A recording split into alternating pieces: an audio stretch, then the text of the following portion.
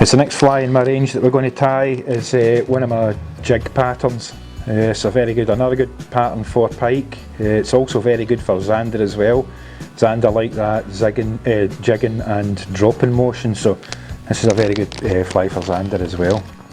Right, so what we're going to do is we're going to start off by putting some polar flash onto the shank here, but this time instead of putting the polar flash on the top and the bottom of the shank, what we're going to do is we're going to put it on the sides of the shank. We're trying to create a slightly wider profile with a minimum amount of material here. So we've got our polar flash, same as before, we're just going to slightly stagger the ends on it.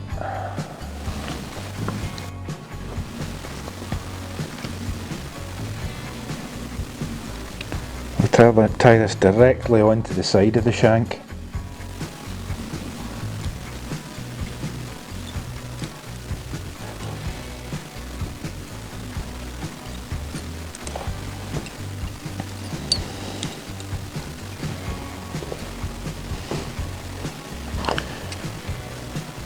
Rough up the edges of this.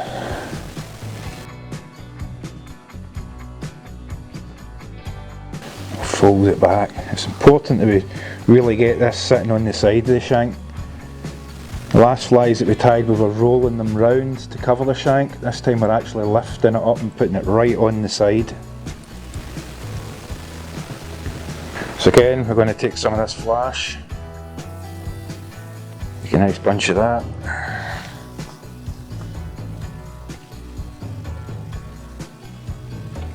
Put that right on the side of the shank as well.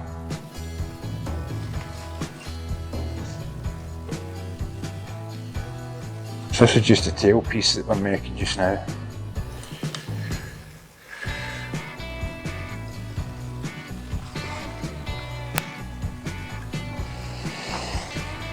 We'll do exactly the same on the other side.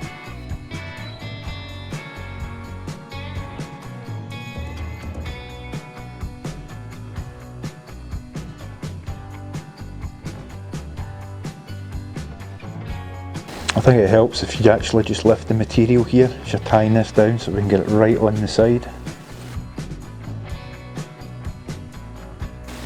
And back in with a bunch of the pearl winging flash.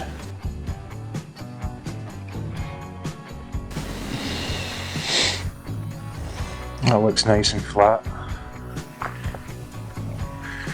Same as before, we're going with the glue and we'll just touch up this mono thread to protect it. So what we're going to do is we're going to do the same as with flies before. We're going to work way along the shank, turning sides until we get up into the head area, until we want to form the head.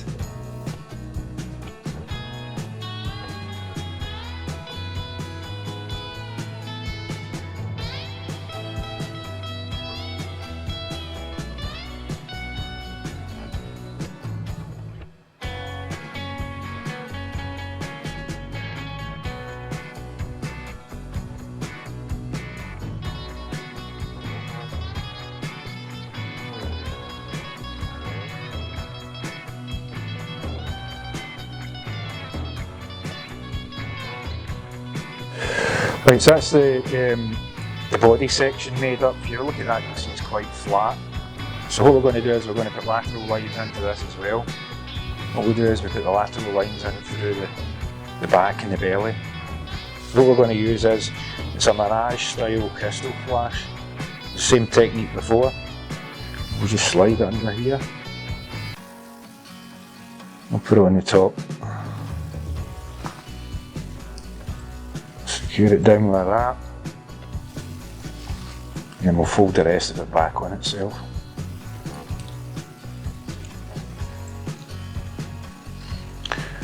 And we'll do the same on the underside.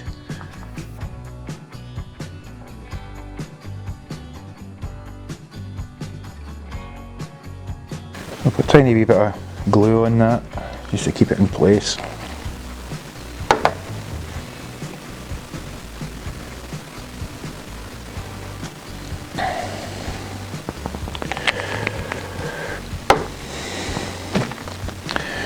I'm going to get back in the Antron red body yarn again, just to highlight the gills in it. Again, it's I'm tying this on the side of the shank, the same as the rest of the material.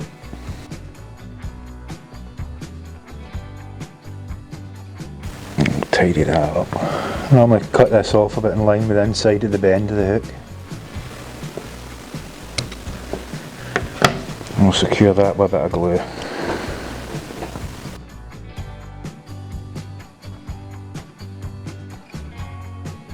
So what we're going to do now is we're going to take some craft fur, take this in a grey colour.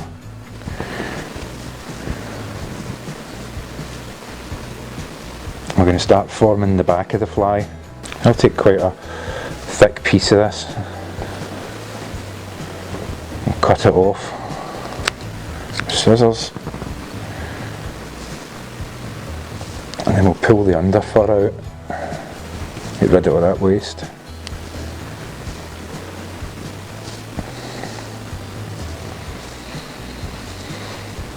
Just take a set of taperizing scissors and just round the edges off of this. You don't want any square edges in your fly anywhere. This is going to be covered up, but you might still see a wee bit out through the side. What I'm going to do is I'm going to set that on there like that, and I'm going to face the craft fur forward. And I'm going to secure that down, again on the side of the shank.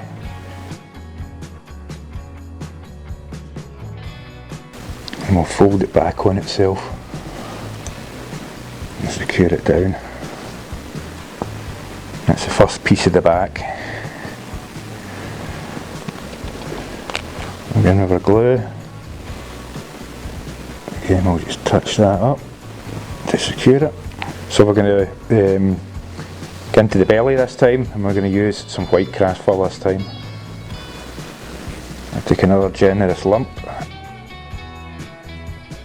and we'll remove all the under fur from that craft fur. Tidy it up.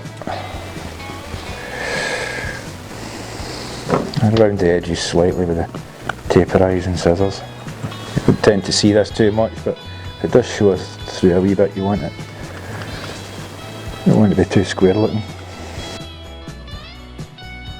So again, the same as before, we're going to face this craft fur forward.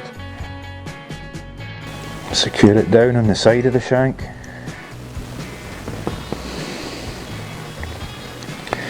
And we're going to fold it back on itself. That's the first piece of the belly. Again, we'll just touch that up with the glue just to secure it. And now we're going to get a piece of green craft fur. This is the final piece for the back. I take a healthy piece off, cut it. I slightly round it off with the taperizing scissors.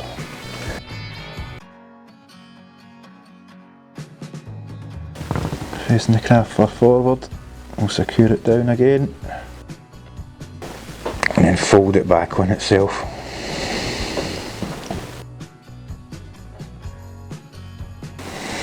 We'll touch that with just a wee bit of glue.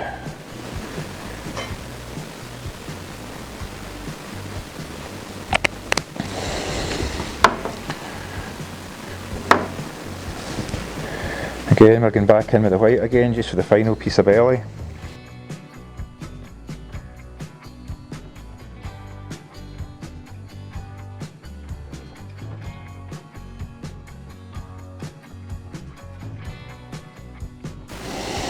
It's going to be a wee bit tricky doing this final bit.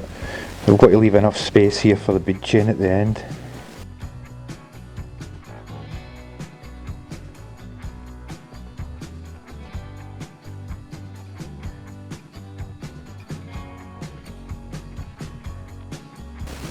Touch it up with the glue. So that's the flat profile made up along the shank. So what really makes this fly is the additional some bead chain to it. These are the large, I think these are the largest size you can get in the bead chain. I like the black colour. You get them in silver as well, but it's just my personal preference. So take this bead chain, I'll add it to the front of the fly.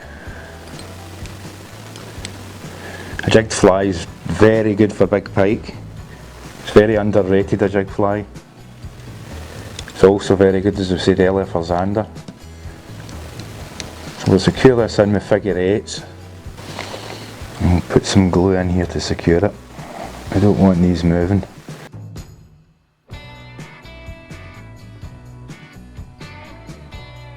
We'll secure this down, and we're going to fill this up with UV resin anyway, so if there's any imperfections here, the resin will hide it.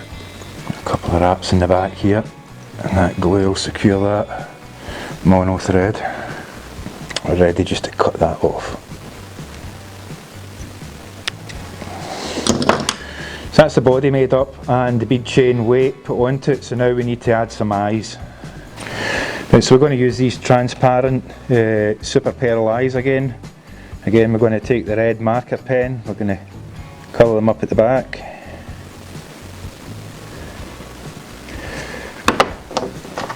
We're going to take our gel type flexible glue, put a wee blob on the back.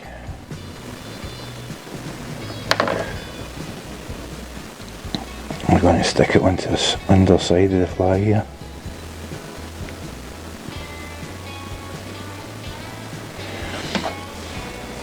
Push down with scissors until that sets. And it takes a few seconds. And we're doing the same on the other side.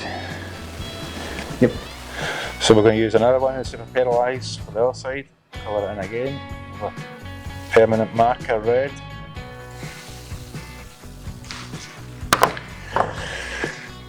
Just put a glue in the back.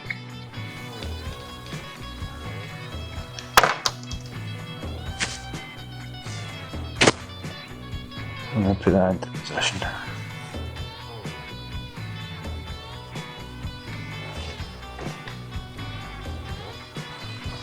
We'll just push down on that with our scissors. Just until it sets. That only takes a few seconds and that's it.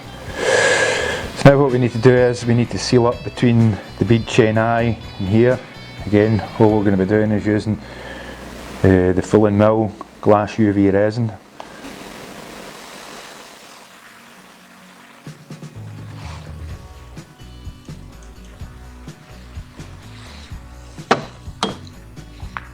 Give me the torch to seal that. Same on the other side. I'll seal up these thread wraps.